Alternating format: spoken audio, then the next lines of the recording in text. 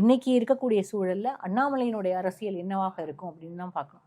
ஏன்னால் பாஜகவினுடைய ஆசீர்வாதமும் அனுமதியும் இல்லாமல் அவர் தனி கட்சி தொடங்குவதற்கான முக்கிய தலைவர்கள் பலரையும் சந்திச்சிட்டு இருக்காரு தகவல் சொல்றாங்க. அவர் பாஜகவினுடைய அனுமதியும் ஆசீர்வாதமும் இல்லாமல் தனி கட்சி தொடங்குவதற்கான வாய்ப்புகள் அறவே இல்லை.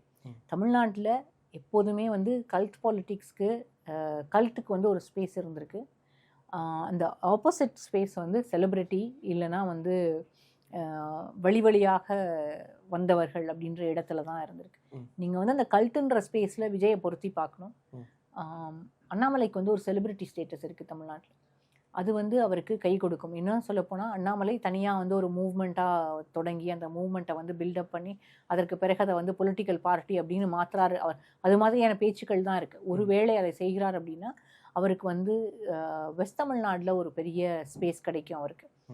அவர் ஓபிசி பாலிட்டிக்ஸை கையில் எடுக்கிறதுக்கான வாய்ப்புகள் இருக்குது. ஏன்னா விஜய் பக்கம் இப்போ தலித் வாக்குகளும் சிறுபான்மையினர் வாக்குகளும் ஒரு பக்கமாக கன்சாலிடேட் ஆகிருக்கும் போது பெண்களுடைய வாக்குகளும் பெரிய அளவில் இருக்குது.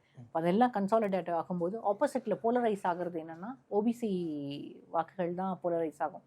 அந்த இடத்தை நோக்கி திமுக நகர்ந்து அந்த இடத்திலிருந்து திமுக அவங்களுடைய அரசியலை முன்னெடுக்குமே ஆனால் அவர்களுக்கு அது கை கொடுக்கும். ஆனால் அதை அவங்க எடுக்கிறதுக்கு முன்னால் அதை டேப் பண்ணுறதுக்கான இடத்தை அண்ணாமலைக்கு பாரதிய ஜனதா கட்சி கொடுக்கும் அப்படின்னு தான் நான் நினைக்கிறேன். அவர் பாரதிய ஜனதா கட்சி மேலே இருக்கக்கூடிய அதிருப்தி, தலைவர்கள் மீது இருக்கக்கூடிய அதிருப்தி, கடந்த முறை அவரை சைட்லைன் பண்ணது, அது மாதிரியான எல்லா காரணங்களும் அவர் வெளியில் வர்றதுக்கான காரணங்களாக தான் சொல்லப்படுது.